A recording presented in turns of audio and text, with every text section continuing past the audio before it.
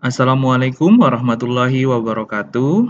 Selamat pagi, siang, sore, atau malam, dan salam sejahtera untuk kita semua. Pada minggu lalu, kita telah mempelajari tentang definisi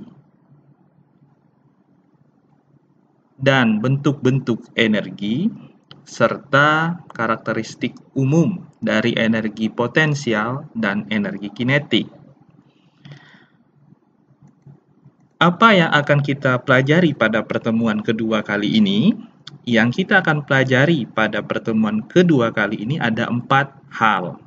Yang pertama adalah definisi, hukum atau prinsip kekekalan energi. Yang kedua, formulasi matematis, hukum kekekalan energi mekanik. Yang ketiga, syarat keberlakuan hukum kekekalan energi mekanik, serta yang terakhir adalah menerapkan hukum kekekalan energi mekanik untuk memecahkan masalah. Sekarang, siapa di antara kalian yang telah atau pernah memiliki pengalaman menaiki roller coaster? Saya yakin pasti ada.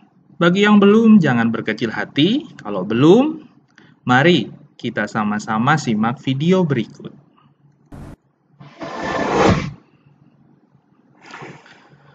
Oke, ini merupakan roller coaster tercepat di dunia saat ini. Perhatikan kecepatan roller coaster ini pada saat lintasannya menurun, kemudian pada saat lintasannya menanjak atau naik. Nah, perhatikan perubahan kecepatannya. Apakah ada perubahan kecepatan dari roller coaster? Ya, ada. Pada saat roller coaster kecepatannya menurun, melandai, maka kecepatannya akan menjadi lebih cepat dibanding pada saat dia menanjak lintasannya. Nah, sekarang pernahkah kalian terpikir mengapa roller coaster ini bisa berjalan walaupun tanpa mesin? Ya, meskipun sebenarnya tidak benar-benar bebas dari mesin ya. Karena kalau kalian lihat pada lintasan awalnya dan lintasan akhirnya, di tengah-tengah lintasannya itu terdapat alat atau untuk ketapel ya. Nah, untuk memberikan gaya awal atau gaya awal energi dorong awal pada roller coaster ini. Tapi setelah itu roller coaster tersebut bergerak tanpa mesin. Nah, roller coaster tersebut bisa bergerak tanpa mesin. Pada kenyataannya hanya berdasarkan hukum kekekalan energi mekanik. Apa itu hukum kekekalan energi dan hukum kekekalan energi mekanik? Ayo kita pelajari dalam video ini.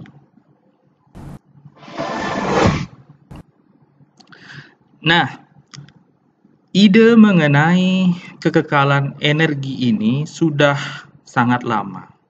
Hukum kekekalan energi merupakan salah satu dari hukum dasar yang ada di dalam IPA. Ada dua tokoh utama yang menyelidiki tentang kekekalan energi. Yang pertama, kalian pasti sudah mengenal ya dengan nama Joule. Ya, dengan nama Joule ya. Satuan energi, satuan usaha dalam MKS adalah Joule. Kemudian ada satu tokoh lagi yang mungkin jarang kita dengar namanya, yaitu Mayer. Ya, Mayer bukanlah ilmuwan tapi merupakan seorang dokter. Ya. Baik Joule dan Mayer sama-sama melakukan sebuah observasi. Pertama, kita lihat observasi dan eksperimen yang dilakukan oleh Joule. Joule menemukan bahwa besarnya kalor itu setara atau sebanding dengan gerak. Sehingga Joule itu menyimpulkan bahwa kalor itu adalah gerak. Ya. Sedangkan Mayer mengatakan dalam observasinya bahwa kalor itu merupakan sebuah gaya. Ya, waktu itu istilah energi belum ada. Yang ada adalah istilah gaya waktu itu. Sebenarnya baik observasi dan eksperimen yang dilakukan oleh Joule ya, maupun observasi yang dilakukan oleh Mayer itu saling beririsan, yaitu membentuk sebuah prinsip kesetimbangan mekanik dari kalor. Makanya kalau kita mempelajari kalor, ada kesetaraan kalor. Nah, observasi dan kegiatan eksperimen yang dilakukan oleh Joule merupakan pendekatan secara mekanistik.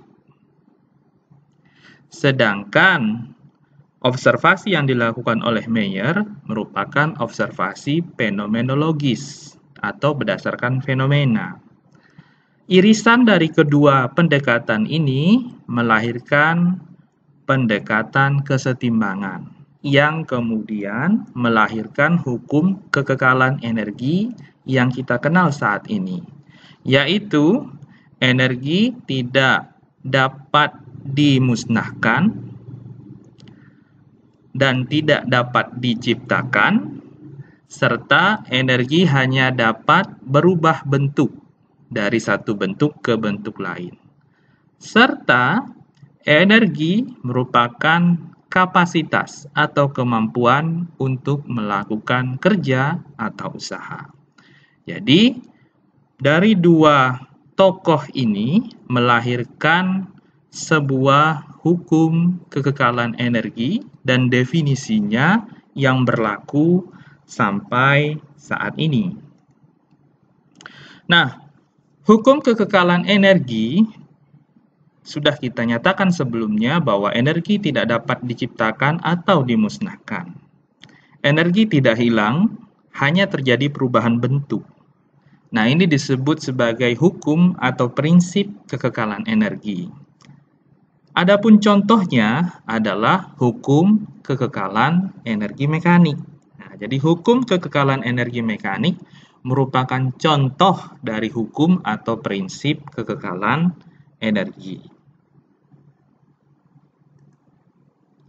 Nah, kalau kita gambarkan persamaan matematis dari gerak roller coaster yang kita tonton tadi, ketika geraknya pada lintasan yang melandai, maka energi potensialnya diubah menjadi energi kinetik. Jadi yang energi potensial sebesar mgh ya, jadi massa kereta roller coaster ditambah penumpangnya ya.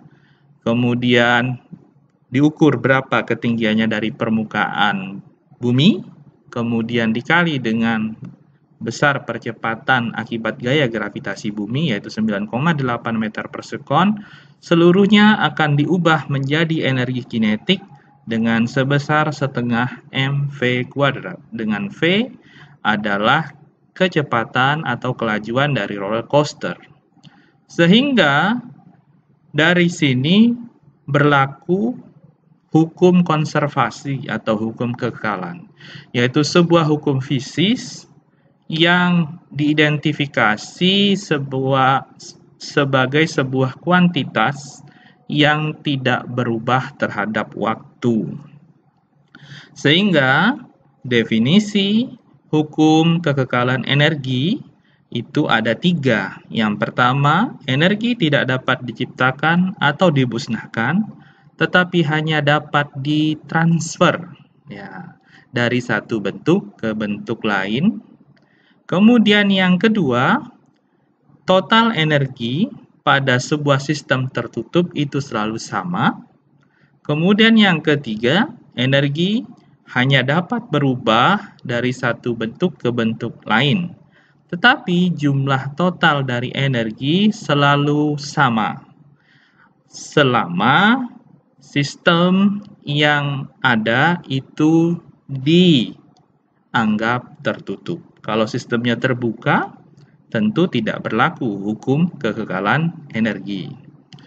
Nah, adapun hukum kekekalan energi melandasi perubahan bentuk energi. Perubahan bentuk energi ini bisa diakibatkan oleh kerja, bisa diakibatkan oleh kalor, bisa diakibatkan oleh gelombang mekanik, bisa diakibatkan oleh transfer materi, bisa diakibatkan oleh transmisi listrik, serta bisa juga disebabkan oleh radiasi elektromagnetik. Penyelesaian masalah yang berkaitan dengan kekekalan energi itu ada 5 langkah dasar. Yang pertama, kita harus menentukan sistem di mana energi bersifat kekal. Yang kedua, kita harus mengidentifikasi besaran apa yang dicari dan kita menentukan lokasi atau titik awal dan titik akhir. Kemudian yang ketiga, jika benda yang bersangkutan berubah ketinggian selama soal tersebut, maka kita pilih H sama dengan 0 untuk energi potensial gravitasi. Yang D, jika tidak ada gaya gesek, maka kita menggunakan rumus kekekalan energi mekanik. Ingat, hukum kekekalan energi mekanik tidak berlaku jika ada gaya gesek. Dan yang terakhir, kita baru bisa menyelesaikan besaran soal yang tidak diketahui atau yang ditanyakan dalam soal. Nah, prinsip kekekalan energi mekanik hanya berlaku pada gaya-gaya konservatif. Apa sih gaya konservatif itu? Gaya konservatif yaitu usaha yang dilakukan sebuah partikel untuk memindahkannya dari satu tempat ke tempat lain tidak bergantung pada lintasannya, melainkan hanya pada posisi awal dan posisi akhir saja. Gaya tidak konservatif sebaliknya, yaitu gaya yang melihat lintasannya. Ya, kalau gaya konservatif tidak melihat lintasan, mau panjang atau pendek, yang penting dilihat posisi awal dan posisi akhir. Sedangkan gaya tak konservatif itu tidak melihat posisi awal dan posisi akhir, tapi sebaliknya melihat atau tergantung pada lintasannya. Nah, sekarang apa sih yang disebut dengan gaya konservatif dan gaya tidak konservatif itu? Nah, gaya konservatif umumnya selalu energi potensial. Jadi energi potensial itu selalu bersifat konservatif. Contohnya, energi potensial gravitasi, energi potensial elastis, energi potensial listrik. Sedangkan gaya non-konservatif bisa berupa gaya gesek, gaya hambatan udara, atau gaya dorong roket. Nah, contohnya kita punya Porter problem. Jadi kita punya 3 keadaan A, B, dan C. Ya, kita lihat keadaan A, keadaan B, keadaan C. Masing-masing bentuk lintasannya berbeda. Tetapi kita lihat, ya, besar ketinggiannya sama-sama 2 meter. Berarti energi potensialnya sama, karena H-nya sama dan G-nya sama. Masanya sama, karena massa Porter. Yang berbeda hanya keadaannya. Kalau kasus begini, maka bagaimana keadaan energi potensial gravitasi pada keadaan A, B, atau C? Maka total energi pada keadaan A, B, dan C adalah sama, karena tingginya sama dan termasuk gaya konservatif. Nah, bagaimana hukum kekekalan energi pada gaya non-konservatif? Untuk usaha non-konservatif, NC ya, non-konservatif, maka besarnya itu sama dengan delta EK ditambah delta EP, delta energi mekanik, delta energi kinetik ditambah delta energi potensial sama dengan ada selisih energi. Selisih energi ini apa? Yaitu selisih energi akibat gaya non-konservatif. WNC adalah usaha yang dilakukan oleh gaya non-konservatif. Sehingga delta E total adalah jumlah selisih energi kinetik ditambah selisih energi potensial ditambah selisih energi internal. Energi internal ini adalah negatif dari usaha non-konservatif. Nah, ini adalah gaya gesek tadi. Jadi kalau misal sebuah apel ya jatuh dari pohonnya, maka di sana berlaku perubahan energi potensial, energi kinetik, dan ada gaya hambat udara.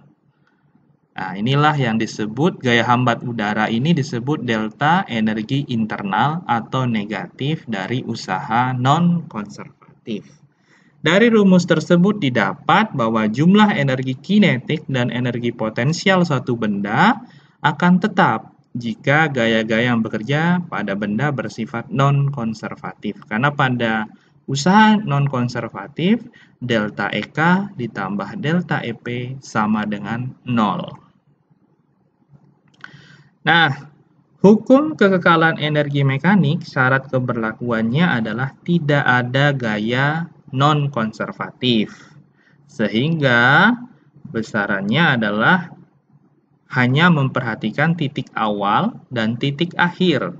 Jadi energi potensial titik 1 ditambah energi kinetik titik 1 itu besarnya sama dengan energi potensial pada titik 2 ditambah energi kinetik pada titik 2. Kita lihat ilustrasi gambar berikut. Ya.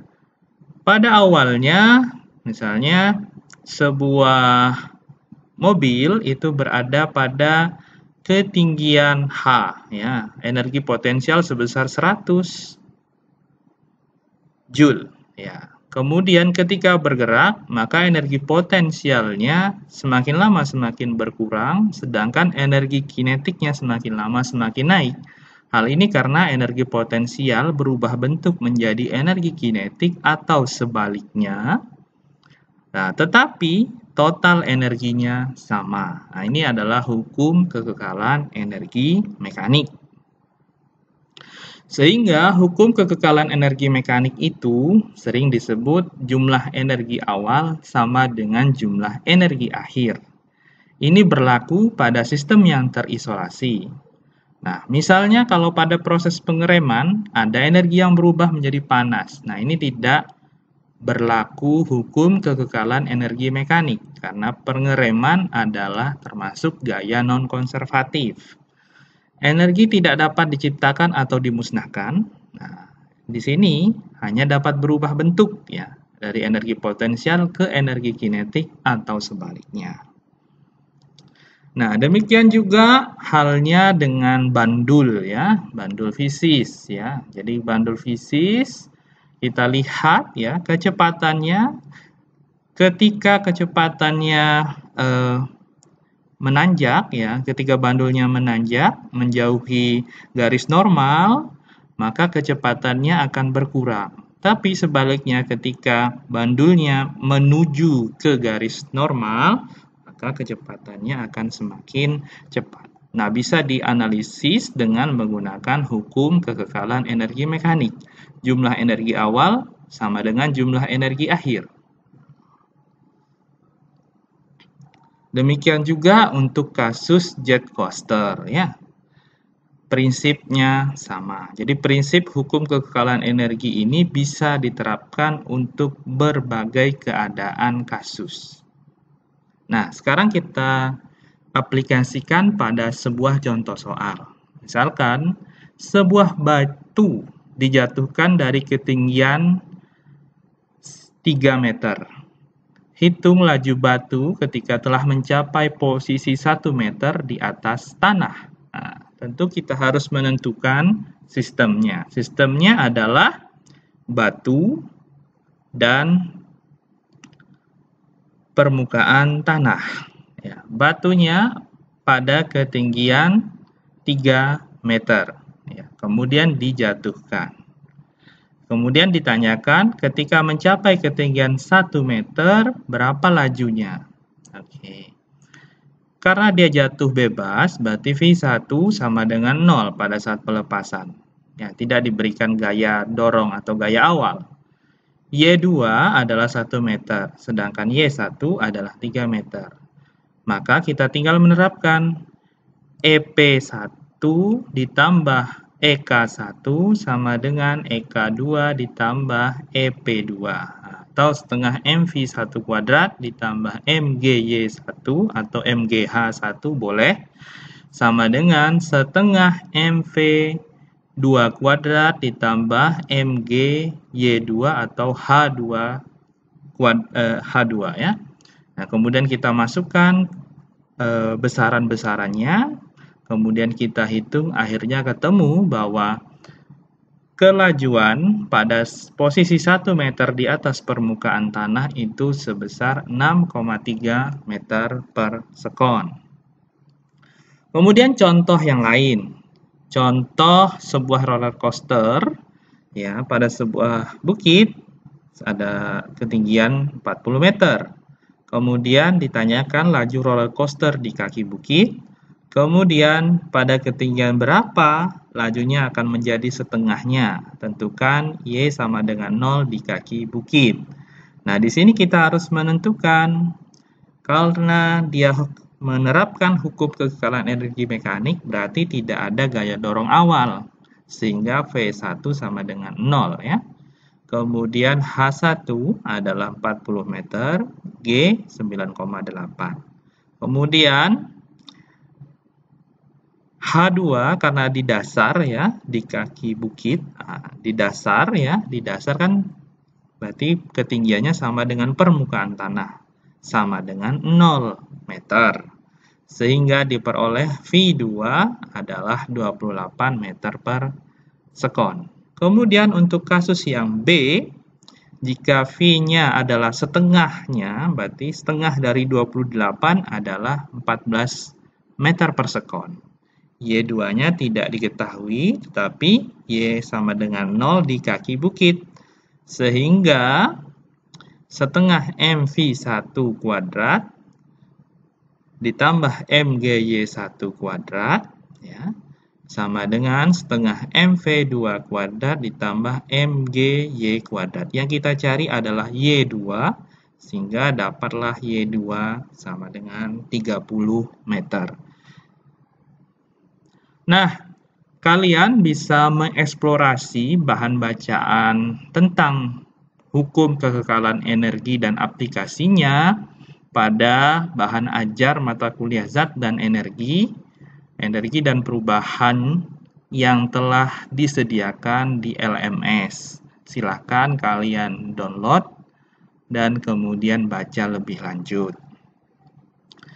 Kemudian, jangan lupa juga di akhir pertemuan kedua ada asesmen formatif 1 dan respons.